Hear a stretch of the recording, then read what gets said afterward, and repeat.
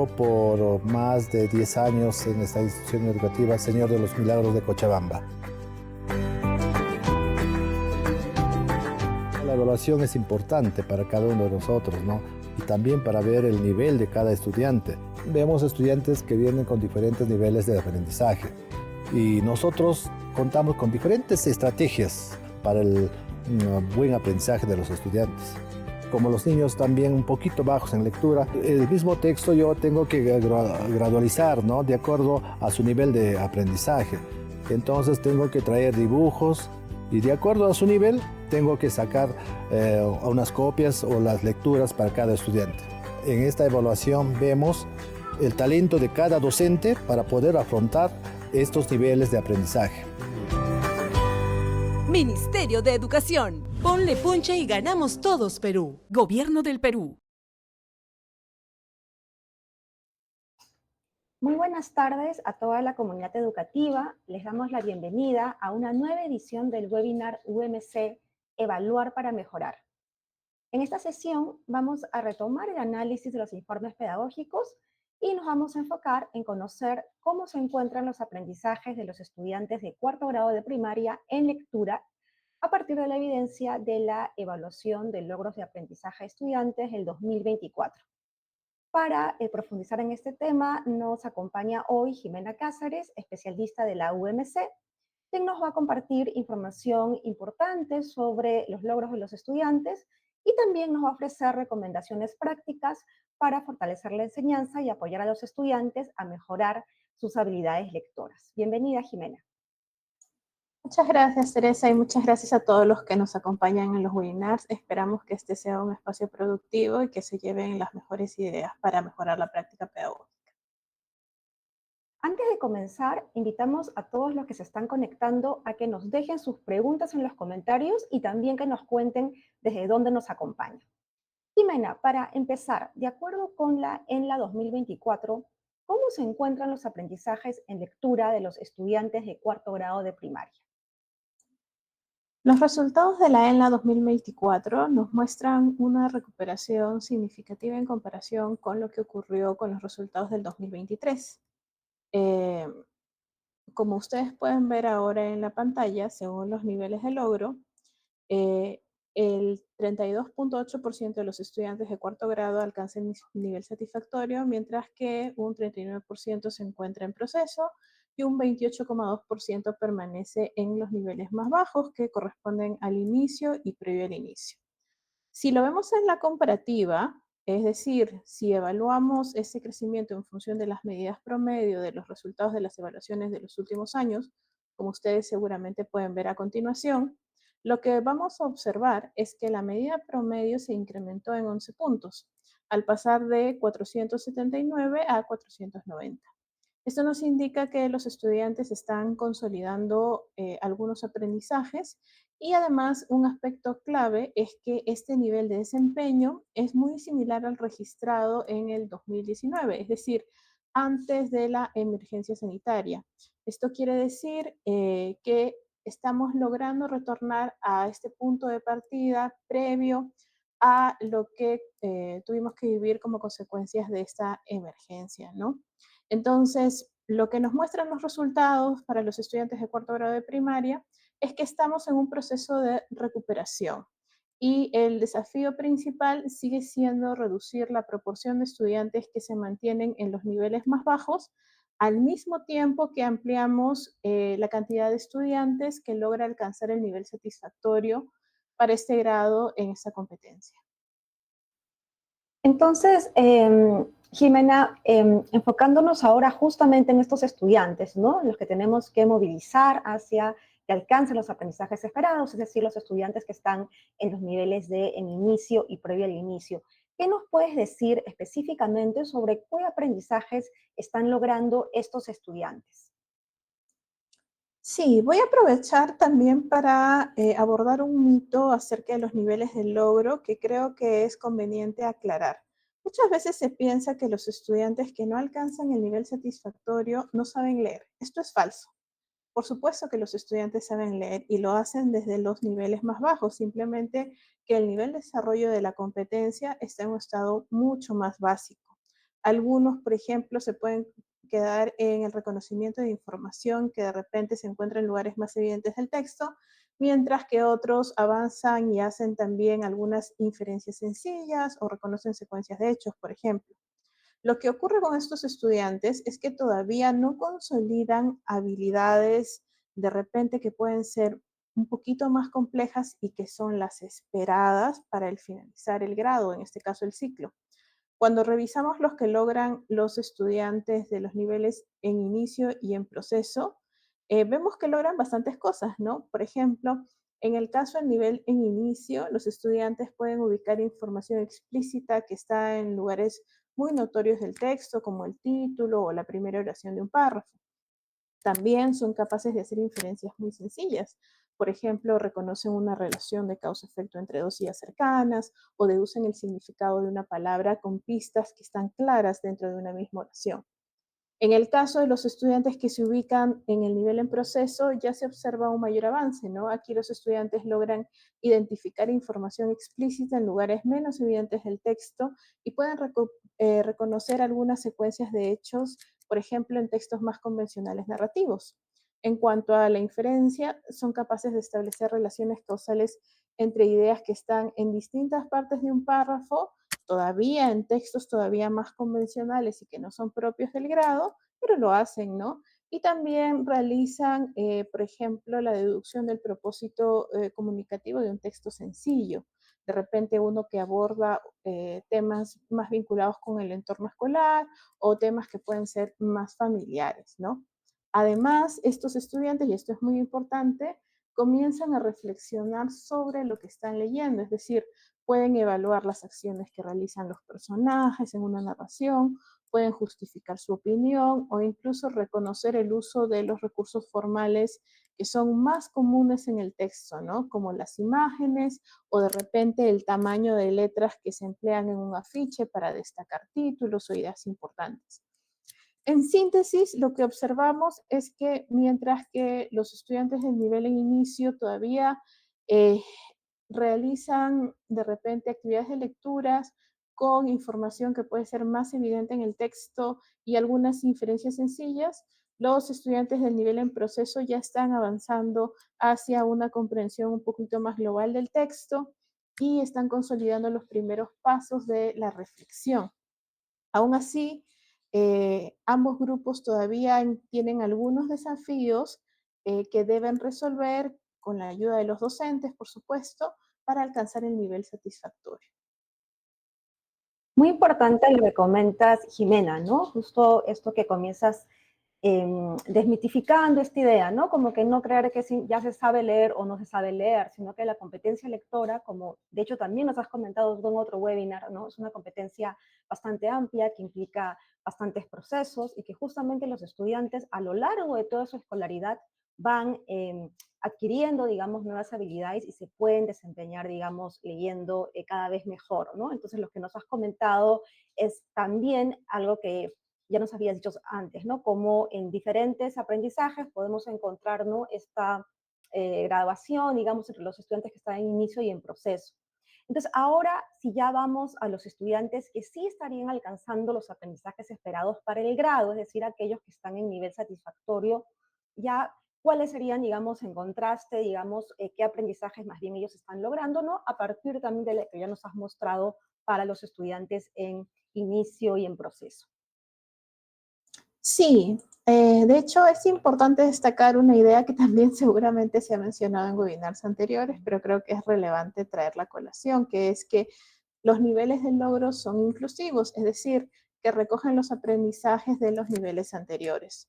Todo lo que describí para los estudiantes de inicio y en proceso ya han sido consolidados también por los estudiantes que se encuentran en el satisfactorio.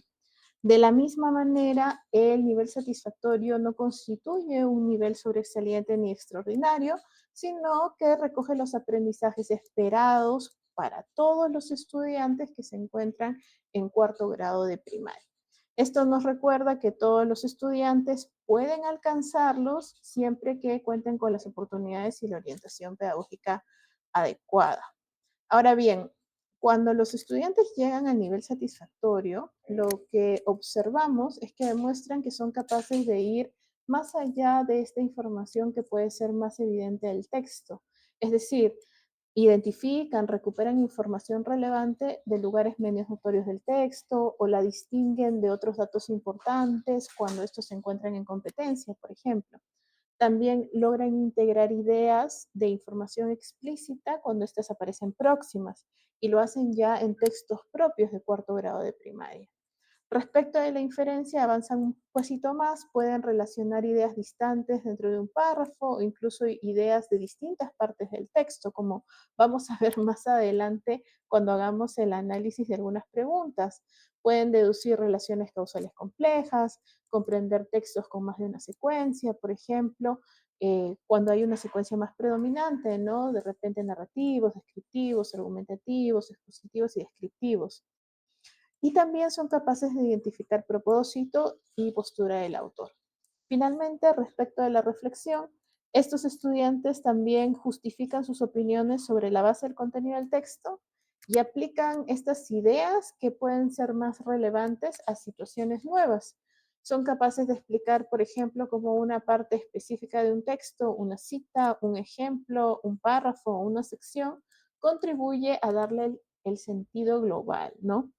Y de hecho, en este webinar vamos a explayarnos un poco más en este último desempeño, sobre el cual se brindan recomendaciones pedagógicas en el informe para docentes. Entonces, con lo que nos has comentado, ¿no? Creo que es muy importante cómo empezaste dándonos un poco los números, ¿no? Respecto a lo que se estaba alcanzando, la distribución en porcentaje, pero luego vemos que también, y eso es muy importante en las evaluaciones, es que además también nos da información específica sobre los aprendizajes que están logrando los estudiantes, ¿no? Y eso puede ser bastante útil justamente, ¿no? Porque así podemos determinar qué están logrando y qué es lo que necesitan justamente reforzar, alcanzar los estudiantes, ¿no? Como nos has mostrado además en las 3 capacidades, ¿no? Tanto de obtiene, de hacer inferencias y también la de reflexiona. Eh, y justamente reflexionando un poco sobre la importancia, ¿no? De los resultados, ¿qué nos puedes comentar sobre cómo es que estos resultados, para aprovecharlos mejor y que tengan realmente mejor utilidad, se pueden traducir luego en orientaciones pedagógicas que impulsen justamente el aprendizaje de los estudiantes? Sí, de hecho, esa es una pregunta muy importante. Uno de los objetivos de una evaluación como la ENLA no está solo en conocer en qué nivel se ubican los estudiantes, sino también en proporcionar información suficiente para su buen uso. Si nos quedamos únicamente en el dato cuantitativo, por ejemplo, decir que tal porcentaje de estudiantes está en inicio o en proceso, corremos el riesgo de caer en una práctica reduccionista, es decir, de etiquetar aprendizajes y pensar que estos estudiantes simplemente no saben leer. Esto sería una mala interpretación porque vacía de sentido lo que en realidad nos muestran los resultados. Lo fundamental, como bien acabas de mencionar, es contextualizar. Cada nivel de logro refleja aprendizajes concretos que logran los estudiantes que les falta consolidar. Esta lectura más rica es la que nos permite traducir los resultados en oportunidades de aprendizaje. Por eso lo clave es que los datos se conviertan en orientaciones pedagógicas claras y prácticas para los docentes, de modo que la evaluación, el registro de esta evaluación y los resultados se transformen en acciones dentro del aula que impulsan el progreso de todos los estudiantes. En síntesis, lo que muestran los resultados o el valor de estos resultados está en la medida en que sirven como un punto de partida para complementar la enseñanza y acompañar mejor a los estudiantes. De alguna manera, cada docente, a partir de la evaluación formativa, puede identificar estas dificultades y ya con los resultados de esta evaluación los puede complementar para tener un panorama mucho más claro. De ahí también que espacios como este, en donde, digamos, podemos ampliar este diálogo sobre estos objetivos, son más útiles, ¿no? Porque siempre nuestro objetivo desde parte de la oficina es ofrecer información útil, actualizada y transparente, precisamente para movilizar los aprendizajes hacia la meta curricular común que todos compartimos, ¿no? Excelente, Jimena, ¿no? Sí, definitivamente con estos espacios justamente buscamos aquellos que nos estás resaltando, ¿no? Como con la ENLA no solamente está, digamos, la parte del diagnóstico, ¿no? De conocer cómo están los estudiantes, sino en cómo se aprovecha esa información, ¿no? Que brinde justamente evidencia para que en diferentes, digamos, instancias se pueda ayudar a los estudiantes a que sigan mejorando. Justamente en nuestro siguiente bloque, Jimena nos va a compartir algunas recomendaciones y estrategias, ¿no? Sobre cómo movilizar a los estudiantes, ¿no? Que están en estos niveles, que ya tienen algunos logros, pero que todavía tienen desafíos. Entonces, vamos a regresar en el siguiente bloque y aprovecho para que nos sigan comentando desde dónde nos están viendo y también que nos escriban sus preguntas, sus comentarios, porque Jimena en el tercer bloque va a responderlas en vivo.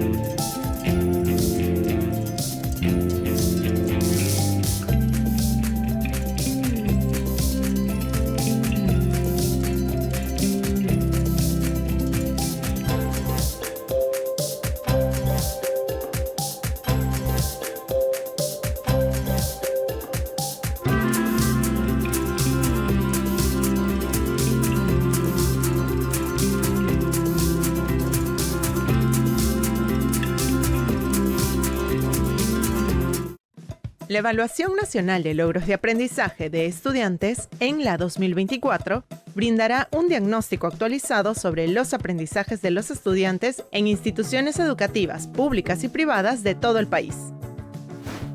¿Quieres conocer más? Aquí te contamos 5 datos. La ENLA 2024 aplicó pruebas a estudiantes de cuarto grado y sexto grado de primaria en las áreas de lectura y matemática. Participaron más de 637,000 estudiantes de más de 22,000 instituciones educativas. Directores, docentes y familias de los grados evaluados participaron respondiendo cuestionarios sobre factores asociados para conocer algunos aspectos que podrían influir en los aprendizajes. También se aplicaron cuestionarios sobre habilidades socioemocionales a estudiantes de sexto grado de primaria. En esta evaluación, participaron más de 2,300 estudiantes con discapacidad, contando con apoyos y adaptaciones en las pruebas para garantizar su inclusión.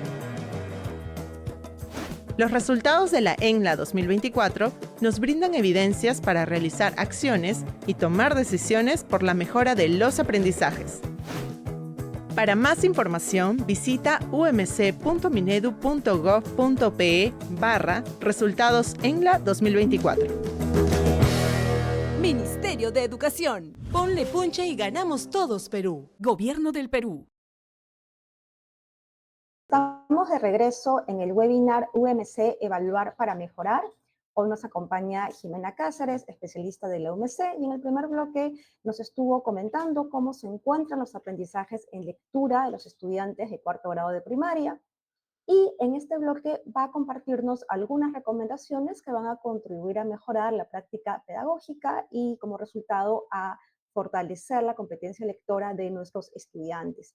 Antes de comenzar, les recuerdo nuevamente que nos sigan escribiendo, comentando desde dónde nos están viendo y también que vayan poniendo sus preguntas o sus comentarios para Jimena, porque en el tercer bloque vamos a responderlas en vivo. Jimena, sabemos que además, ¿no?, de la aplicación de la ENLA y del reporte de los resultados, cada año también se elaboran informes pedagógicos que surgen a partir de la evidencia que nos está dando la ENLA. Entonces, ¿nos puedes contar ahora cómo es que este recurso de los informes, ¿no?, se presenta, cómo se dan ahí las orientaciones? ¿Qué nos puedes decir antes de profundizar en esas estrategias, que nos comentes sobre los informes? Sí, de acuerdo. Además de recoger y procesar la información que nos permite estimar y brindar estas descripciones que enriquecen los niveles de logro, en la UMC buscamos realizar análisis adicionales. En este caso, para ello, lo que hacemos es liberar algunos textos de las evaluaciones para realizar análisis pedagógicos. Es decir, no solo decimos cuántos estudiantes alcanzaron cada nivel, sino que analizamos los textos más relevantes aplicados en la evaluación y revisamos diferentes aspectos que pueden resultar relevantes para llevar o o traducirse en la práctica pedagógica, ¿no? Tal como pueden observar ustedes en la pantalla en este momento, el texto liberado para el informe de la ENLA 2024 fue el texto titulado A reír. Este texto es del tipo argumentativo, es decir, que tiene una postura. En este caso, la postura que defiende el texto es que es bueno reír porque es saludable, la cual se desarrolla a lo largo del artículo mediante diferentes razones y ejemplos. En este caso, también como ustedes pueden observar a golpe de vista, el formato es continuo, está organizado en párrafos que sin interrupciones y pertenece al género artículo de opinión, dado que presenta una valoración personal en un lenguaje accesible para estudiantes de cuarto grado de primaria, como el que suele encontrarse en revistas o en blogs. Además, a nivel de estructura, esta estructura es simple con algunos elementos complejos.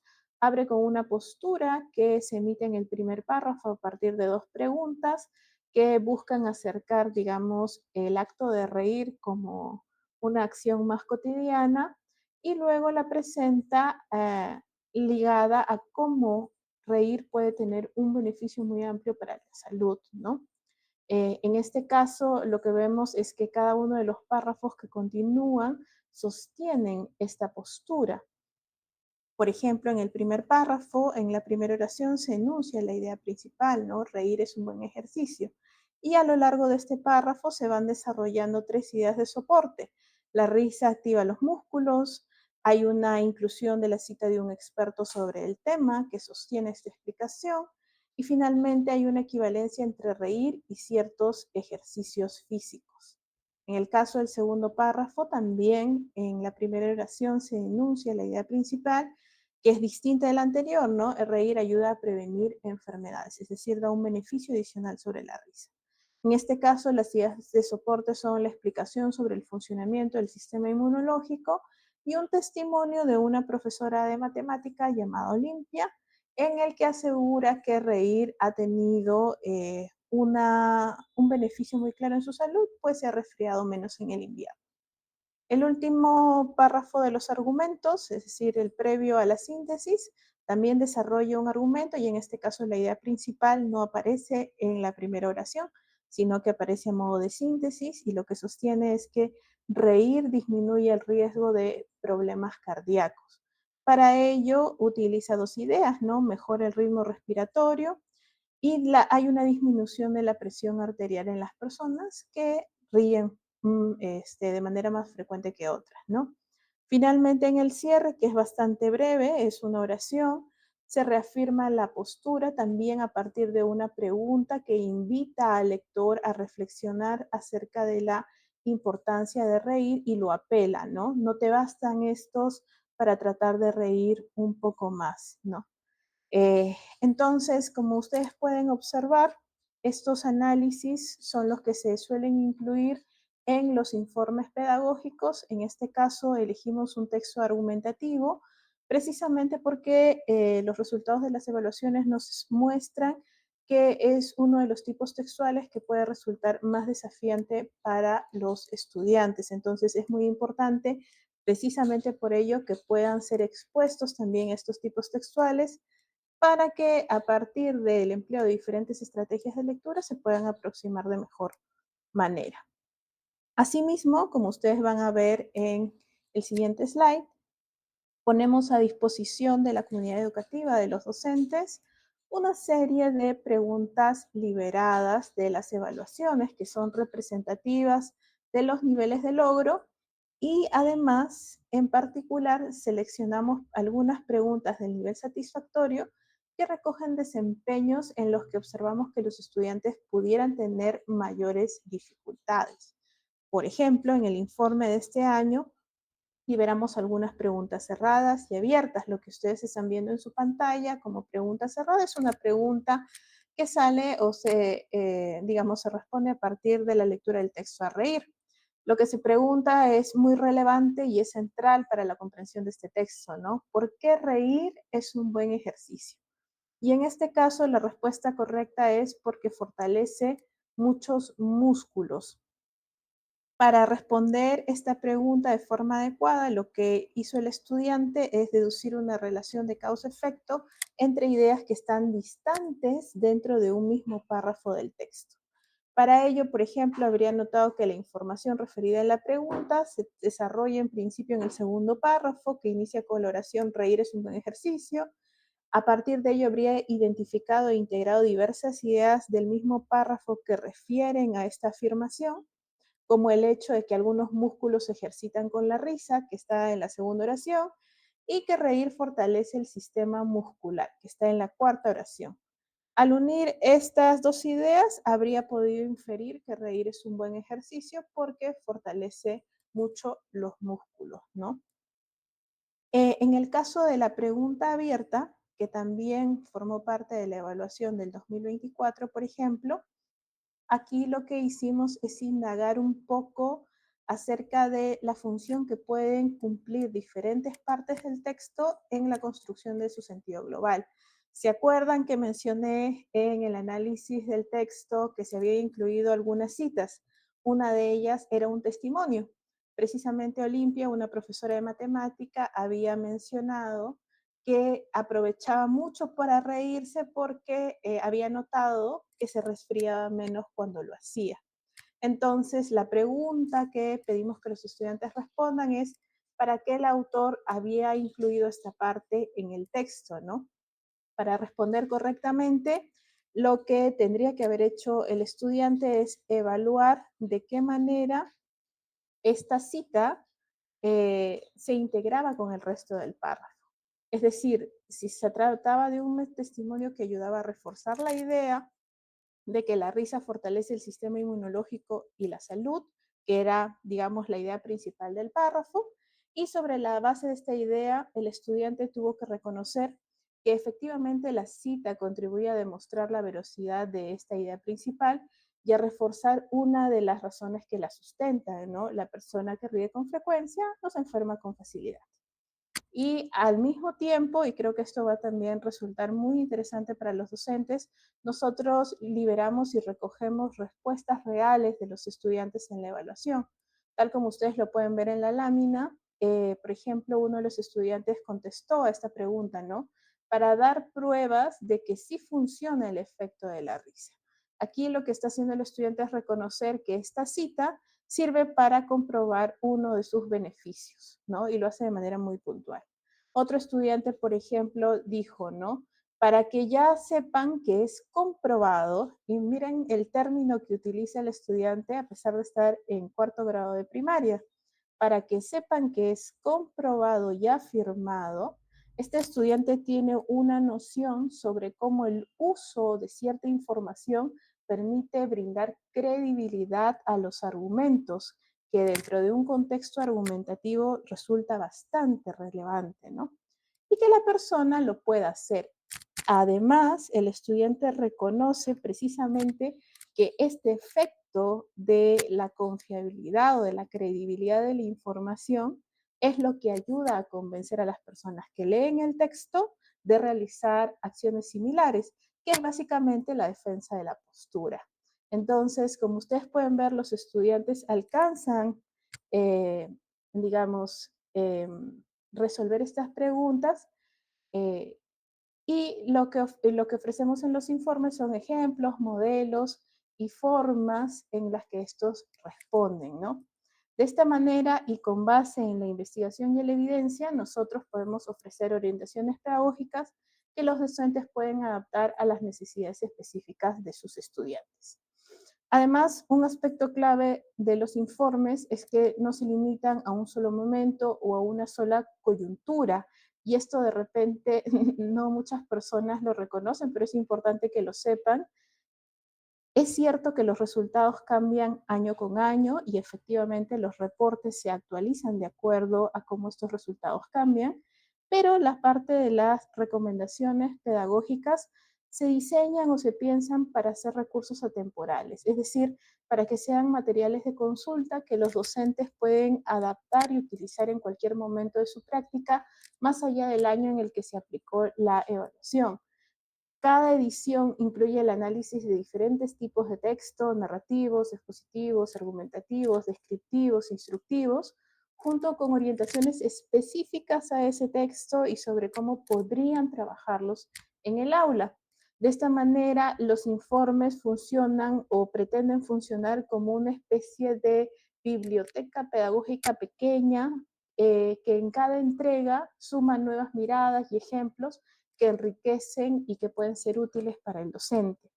Un profesor siempre puede volver a los informes, no solo para entender los resultados de una cohorte en particular, sino también para encontrar ideas que le ayuden a responder a las necesidades particulares de sus estudiantes en cualquier contexto.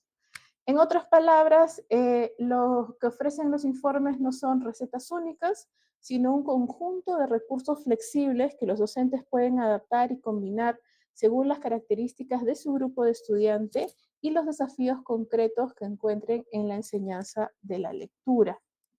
En ese sentido, las evaluaciones nos permiten mostrar evidencias, ejemplos y brindar orientaciones que puedan tener un impacto real.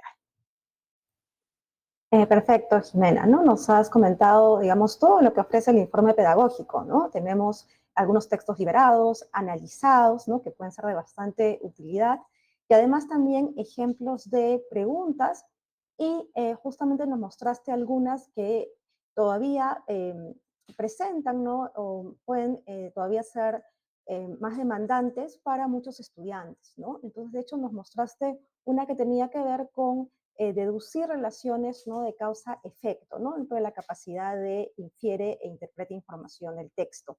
Sobre justamente, ¿no? Este tipo de aprendizaje que nos has mostrado, ¿no? Puede ser todavía demandante para muchos estudiantes, que nos da el informe como orientaciones, ¿no? Para que los docentes justamente puedan, ¿no? Tener algunas sugerencias que puedan aplicar en el aula para ayudar a los estudiantes que todavía no están logrando este tipo de desempeños. Sí, justamente como había mencionado, para el informe de este año en particular hemos procurado rescatar estas preguntas que pueden ser un poquito más demandantes para los estudiantes y brindar algunas recomendaciones. En el caso del establecimiento de relaciones de causa-efecto, como pueden ver en el slide que seguramente está apareciendo a continuación, lo que podemos hacer es en principio partir de lo que el estudiante conoce de su vida cotidiana. Entonces, podemos ayudarlos a reconocer en principio las relaciones de causa-efecto que ocurren a su alrededor, es decir, que no solamente están contenidas en los textos, sino que pasan en el día a día. Por ejemplo, ¿qué ocurre, qué pasa, qué sucede si olvidamos regar una planta? ¿O por qué necesitamos dormir bien después de un día de esfuerzo? Este tipo de ejemplos cotidianos les permite hacer conexiones inmediatas que luego ellos pueden trasladar o transferir hacia la lectura, ¿no? Les podemos ayudar a formular preguntas de lectura. Por ejemplo, en el caso de la planta, ¿no? La causa puede ser olvidé regar la planta y el efecto es precisamente que la planta se secó, ¿no? Y luego esto les podemos ayudar a conectar esta causa y este efecto con el uso de un conector lógico, ¿no? La planta se secó porque olvidé regarla. En el caso de las relaciones de causa-efecto, también podemos brindar una siguiente orientación, ¿no? Preguntar a los estudiantes o enseñarles a preguntarse siempre, a formular preguntas de lectura. Por ejemplo, ¿por qué sucede esto? ¿Qué ocurre después? Al momento de leer. De esta forma también ellos aprenden a detenerse en los eventos, de repente los pueden subrayar, los pueden ellos pueden elegir la manera en la que quieren resaltarlo en el texto, ¿no? Lo importante es, en principio, que reconozcan qué información es más relevante y además que descubran y construyan estas relaciones o estos vínculos entre las ideas. Por ejemplo, después de hacerse estas preguntas, tal como aparece en el cuadrito que ustedes están viendo a partir de la lectura del texto a reír, ¿no? ¿Por qué en el texto se dice que reír fortalece el sistema inmunológico o por qué reír puede ser beneficioso para la salud? Les pedimos que busquen las causas que ellos encuentran en el texto. Una vez que tenemos esa información, también podríamos pedirle a los estudiantes, tal como aparece o debería estar apareciendo ahora en sus pantallas, usar o emplear organizadores gráficos.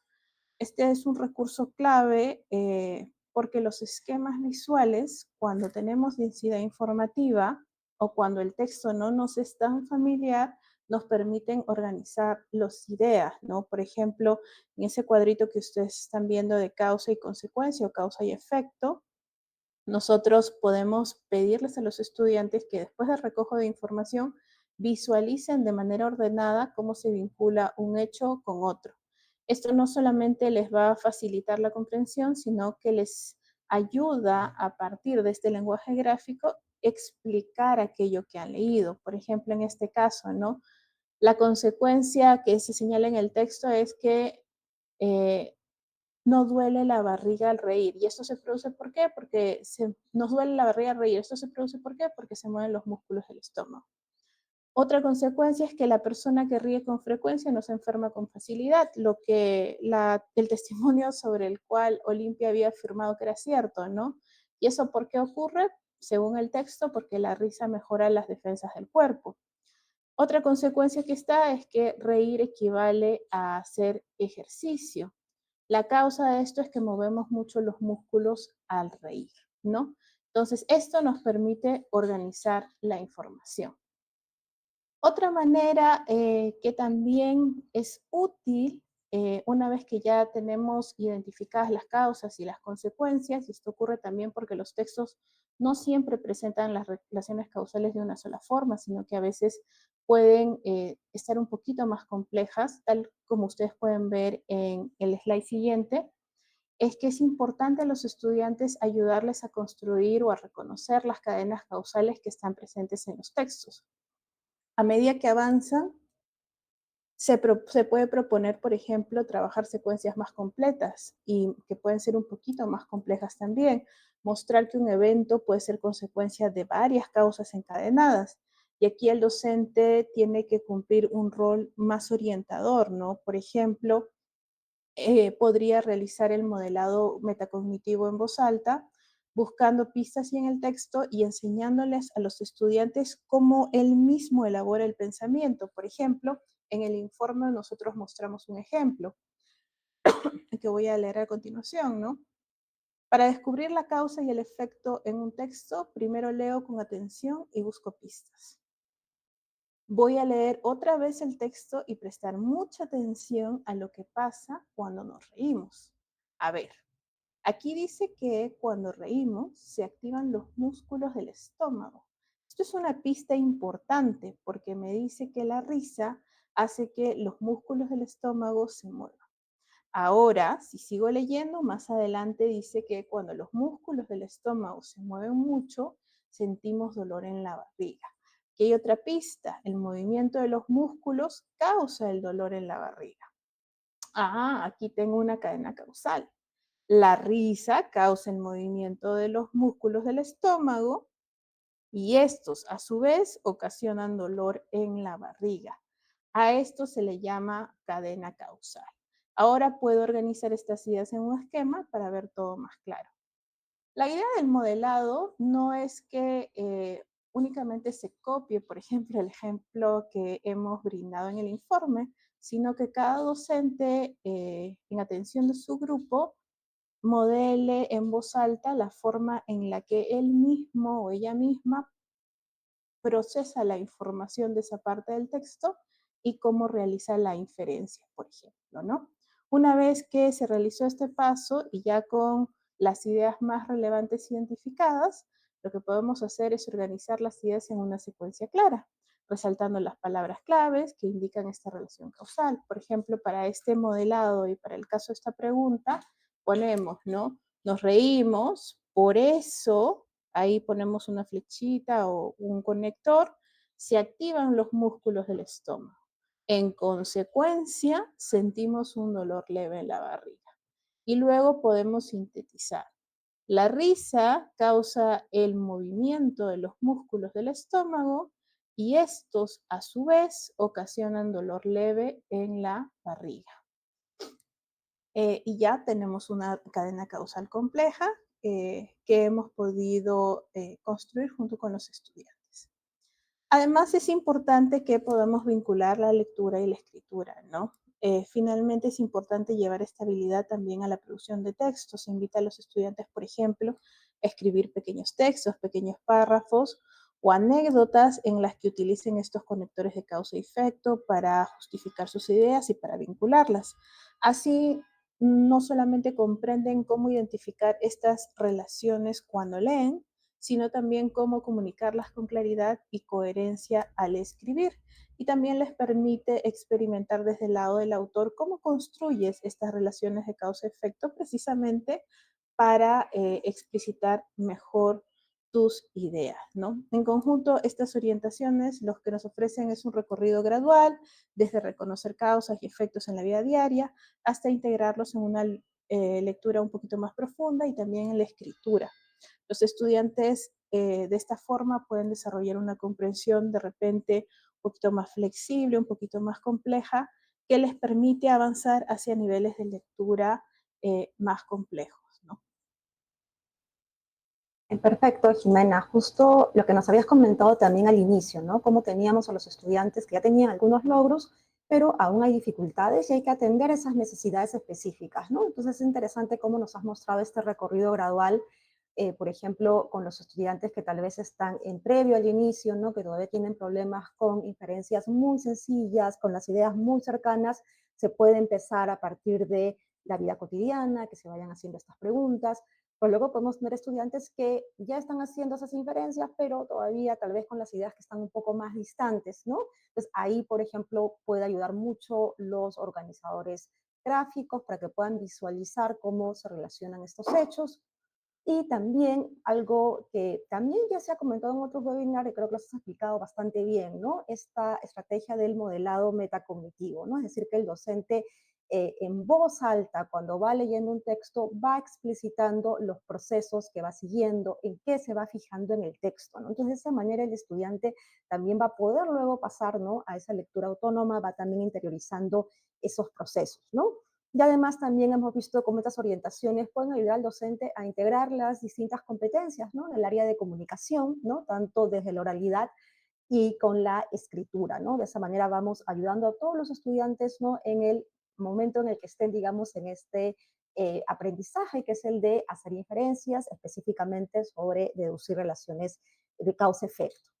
También nos habías mostrado, Jimena, una pregunta que tenía que ver con la capacidad de reflexión, ¿no? Específicamente de evaluar cuál es la función de una parte del texto en relación con su sentido global. Entonces, si nos puedes otra vez comentar un poco sobre ese desempeño y también explicarnos cómo el informe nos presenta estas algunas orientaciones para trabajar, ¿no? Ese aprendizaje con los estudiantes de cuarto grado. Sí, correcto. De hecho, reconocer la función de cada parte del texto en función de la construcción del sentido global puede resultar una habilidad muy compleja si es que no se ofrecen oportunidades suficientes para que los estudiantes puedan desarrollarla. Precisamente para este desempeño no basta con identificar qué dice un párrafo o qué dice una cita, sino comprender cómo el contenido o la idea de este párrafo o de esta cita se integran en, por ejemplo, en el caso de este texto argumentativo, en el argumento, ¿no? ¿Qué propósito cumple y de qué manera contribuye a la postura del autor o al desarrollo de la idea central? En la práctica pedagógica, esto implica ayudar a los estudiantes a distinguir que no todas las secciones de un texto tienen un mismo peso o tienen una misma función. Algunas aportan información nueva, otras pueden ampliarla o explicarla, otras buscan persuadirlas o reforzar la credibilidad de lo que se está diciendo. Esta capacidad es fundamental porque abre la puerta a niveles más altos de la comprensión lectora, ¿no? Evaluar, relacionar, reflexionar críticamente sobre lo que se lee es muy importante. Por ejemplo, tal como ustedes pueden ver en su pantalla, reconocer eh, la forma en la que un párrafo o una oración específica se relaciona con la idea principal, que puede ser por explicación, amplificación o sustento con evidencias, es muy importante. Asimismo, es importante identificar el propósito comunicativo de un texto, por ejemplo, cuando en una anécdota la introducción busca captar la atención del lector y lo puede hacer a partir de una pregunta, de una exclamación, del uso de onomatopeyas o secuencias descriptivas, etcétera. No está ahí por casualidad, sino que el autor precisamente busca generar un efecto en el lector, ¿no? Asimismo, es importante determinar la forma, por ejemplo, y eso es en lo que nos vamos a detener para este webinar, en cómo una cita puede contribuir al desarrollo de un argumento, por ejemplo, si le aporta credibilidad o si es una definición que ayuda a precisar un concepto clave. De este modo, los estudiantes avanzan hacia una lectura que puede centrarse únicamente en el contenido literal, por ejemplo, hacia una lectura que puede ser un poquito más estratégica, ¿no?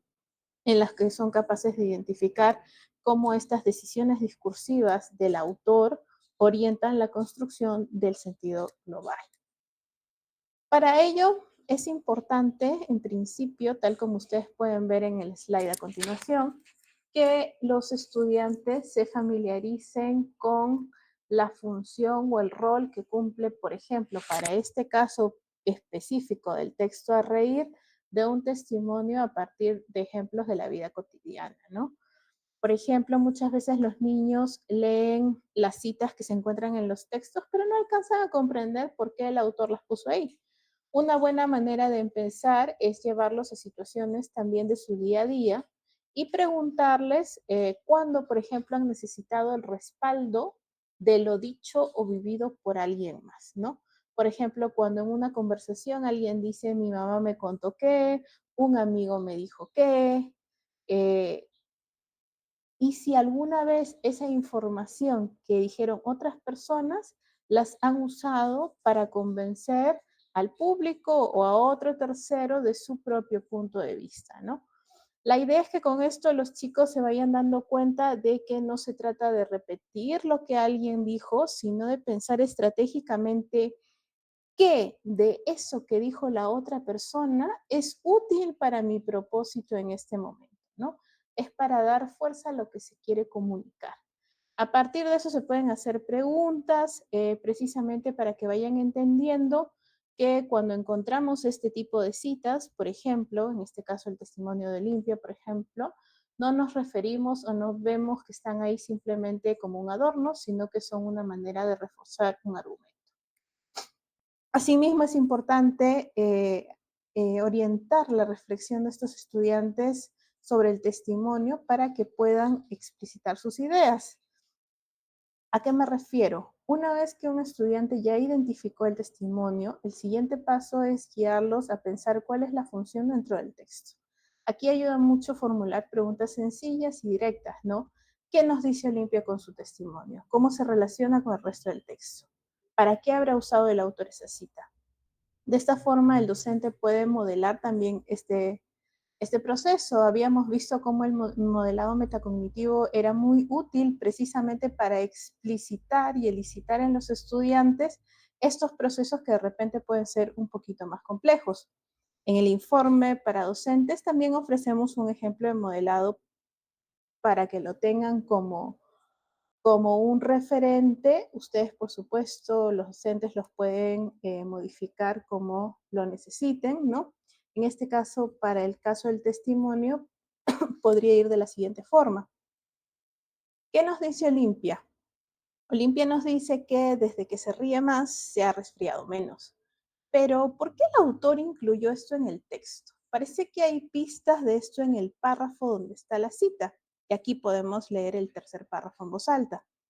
En este párrafo se menciona que que la risa fortalece el sistema inmunológico y eso ayuda a que las personas se enfermen menos. En otras palabras, lo que nos cuenta Olimpia no es un dato cualquiera, es un ejemplo de la idea principal del párrafo, es decir, es una demostración de que las personas que ríen más se enferman menos. En cierta forma es un ejemplo de que la risa podría tener beneficios en la salud. Entonces, ¿cuál es la función del testimonio de Olimpia en relación con el texto en general? Para saberlo, debo recordar el propósito del texto, que es convencernos de que reír es bueno para la salud y por lo tanto debemos hacerlo con más frecuencia. Y aquí está la clave. El testimonio de Olimpia ayuda a convencer a los lectores de que la risa tiene beneficios para la salud. Una vez que hemos realizado el modelado y que hemos ayudado a los estudiantes en este proceso, podemos recoger las ideas más relevantes de nuevo en un organizador, ¿no? Tenemos el testimonio del texto que dice: ahora aprovecho cada oportunidad para reírme y déjenme decirles que me he resfriado menos este invierno. ¿Qué dice esta parte? En principio dos cosas, ¿no? Que Olimpia al reír se ha enfermado menos y que además ha aprendido a valorar la risa para cuidar su salud. Entonces, ¿de qué manera estas dos ideas que se resaltan en el texto ayudan a este propósito de convencer a otros de reír más? En principio, que es un ejemplo real de los efectos positivos que puede tener la risa. Luego, que ayuda a demostrar que el autor tiene razón, es decir, que debemos creerle cuando nos invita a reírnos más. Y también que ayuda a convencer a los lectores de que la risa tiene beneficios. Finalmente, conviene también ampliar la mirada y mostrar que los testimonios no cumplen siempre la misma función. En una noticia, por ejemplo, pueden servir para darle credibilidad a un hecho, mientras que un artículo de divulgación o en un texto argumentativo pueden respaldar una explicación o una afirmación. Lo importante es que invitemos a los estudiantes a comparar diferentes tipos de texto que les permitan ver cómo cambia la función de estos testimonios según el género y el propósito. Y también es muy importante porque les da herramientas para que cuando ellos produzcan sus propios textos, sepan cómo usar las citas o los testimonios de manera intencionada, es decir, sabiendo qué quieren lograr con ellas, que no solo los incluyan de forma superficial o como un adorno de la escritura.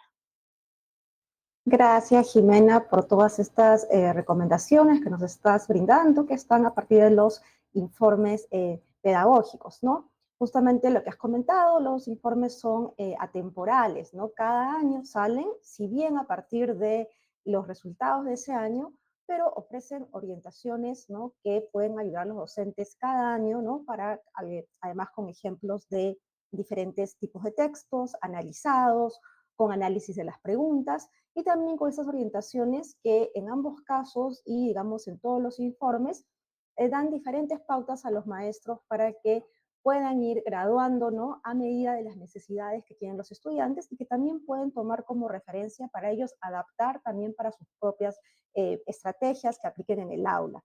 Justamente acá en la pantalla pueden ver que pueden acceder, ahí hay un código QR también en la página web, a los informes pedagógicos que se dan cada año de la ENLA, en este caso del 2024, pero también pueden acceder a de los demás años. Además, también pueden encontrar un botón en el que están los enlaces a los webinars en los que se ha comentado y analizado los informes pedagógicos. Entonces, eso definitivamente puede ayudarlos a complementar el aprovechamiento, su lectura de los informes pedagógicos.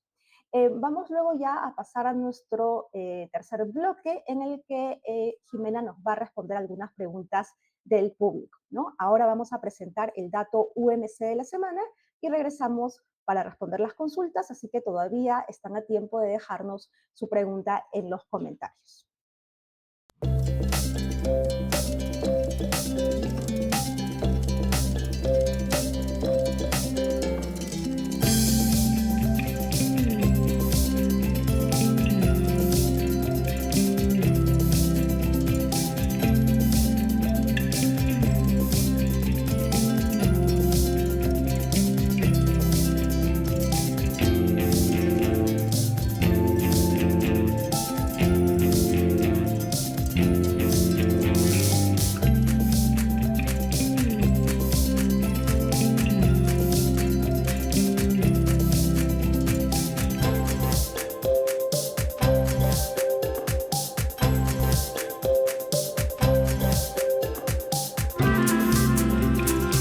¿Tener gusto por la lectura contribuye al logro de los aprendizajes?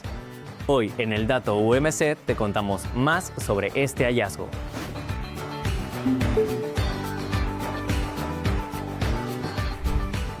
Los resultados de la ENLA 2024 muestran que los estudiantes que disfrutan leer en su tiempo libre tienden a obtener mejores resultados en lectura.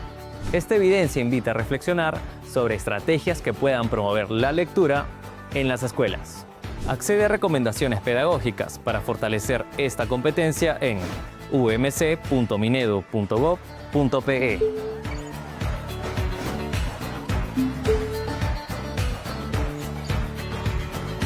Ministerio de Educación. Ponle punche y ganamos todos, Perú. Gobierno del Perú. Estamos de regreso en el webinar Evaluar para Mejorar. Y antes de que Jimena nos responda las preguntas del público, queremos saludar a la comunidad educativa que nos está acompañando en esta edición.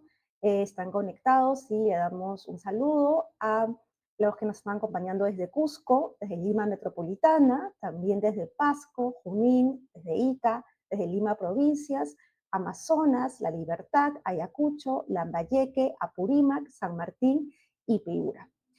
Jimena, tenemos una pregunta del público, nos escribe Frank Villegas, que nos hace esta pregunta. ¿Qué acciones se podrían implementar para ayudar a mejorar a los estudiantes del nivel en inicio? Sí, gracias por la pregunta, Frank. Cuando hablamos de estudiantes que se encuentran en el nivel en inicio, tal como lo hemos mencionado previamente, entendemos que son estudiantes que aún tienen dificultades para aproximarse a textos propios del grado y que además a nivel de las actividades de lectura que realizan, estas son un poquito más limitadas. Principalmente realizan actividades de lecturas vinculadas con la obtención de la información y la realización de inferencias sencillas. Lo que nos señala la evidencia es que no hay que dar por sentado en principio que todos los estudiantes parten de un mismo nivel, por eso es muy importante la evaluación formativa, la evaluación en el aula, el diagnóstico que pueda brindarle el docente a cada uno de los estudiantes de su aula. Y en este caso, lo que resulta fundamental es trabajar con textos escalonados, es decir, materiales que aumenten progresivamente en complejidad. Si ya sabemos que estos estudiantes del nivel en inicio pueden leer textos breves, de estructura simple, con vocabulario más cercano, entonces no hay que seguir dándoles ese mismo tipo de textos porque ya los dominan. Lo ideal sería que empecemos a darles textos que vayan aumentando ligeramente su nivel de dificultad a nivel de extensión, del uso del vocabulario, incluso de la estructura, de tal forma que los estudiantes se vayan familiarizando con ellos. Asimismo, como pueden adivinar, también es muy importante y es indispensable que exista apoyo pedagógico cercano y sostenido. ¿A qué me refiero con esto? No es simplemente que yo le entrego el texto al estudiante y el estudiante va a empezar a leer textos más complejos. Hay que acompañar la lectura, hay que modelar un poco lo que nosotros realizamos, es decir, hay que enseñar de manera explícita estrategias de lectura que ayuden a los estudiantes a superar estos desafíos que pueden tener de forma particular, ¿no? De esta manera los estudiantes van a ir incorporando poco a poco estrategias que sean más útiles y que les ayuden a acceder a textos cada vez más complejos. Asimismo, lo que nos muestra la investigación es que este tipo de acompañamiento sumado al uso de estos textos escalonados tiene un impacto positivo en el progreso de los niños que parten con mayores dificultades. Lo importante es que ellos también tengan oportunidades de avanzar con materiales y los apoyos adecuados. Es importante también que se creen comunidades lectoras dentro del aula y que se brinde orientación sin que se excluya a ninguno de estos estudiantes. Al contrario, hay que involucrarlos precisamente para que encuentren la motivación y observen el gran valor que tiene leer, ¿no? Y que lo incorporen a su práctica diaria. Eso. Gracias, Jimena. Agradecemos su participación en esta edición. Y con este tema cerramos el ciclo de webinars que están orientados a los informes pedagógicos de la ENLA 2024. Como les había comentado, pueden explorar en la página del UMC Todos los informes, no solamente de este año, recordemos lo que Jimena nos comentó, que son recursos atemporales, que son como una biblioteca que puede ayudar al docente, con ejemplos de estrategias, análisis de preguntas, que definitivamente puede ser una herramienta muy valiosa para ayudar a los estudiantes a que sigan mejorando sus aprendizajes en lectura, ¿no? Y además en la página de UMC van a encontrar también otros recursos que pueden seguir respaldando, ¿no? Y enriqueciendo esa práctica pedagógica. Les anunciamos que el próximo jueves vamos a abordar el tema de por qué es importante promover la formulación de problemas matemáticos. Así que no olviden conectarse a las 4 p.m. y también compartir la información con otros actores educativos. Muchas gracias y hasta luego.